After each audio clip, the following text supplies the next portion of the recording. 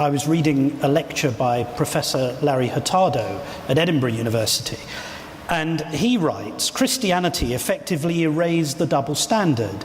Men were to practice the same kind of sexual discipline that was expected of women.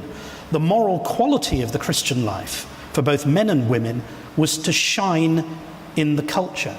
Yeah. And yet again, you seem to be suggesting, here's the Apostle Paul commending Christianity, and what are the two bulwarks? He says you're going to suffer and there's to be no sexual immorality. Yeah. That's hardly a great marketing slogan, is it?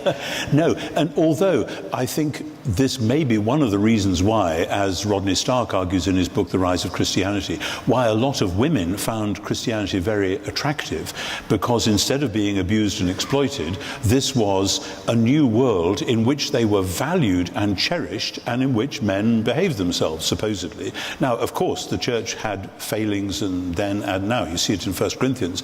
But it's part of the new creation, the idea, and you see this in Mark 10 in Jesus' teaching, the idea that if God is remaking the world, let's get Genesis 1 and 2 right this time.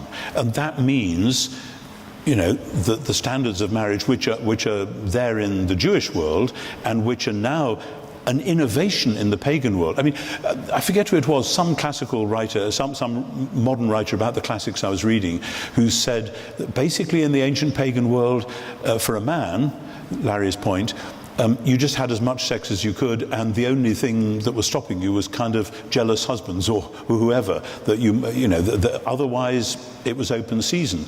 And so for the early church to stand out on this is truly remarkable. The great philosopher and doctor at the end of the 2nd century, Galen, doesn't know much about the Christians, but he knows two things about them, on both of which make him think that they're mad. One, they believe in the resurrection of the body, and two, they don't sleep around.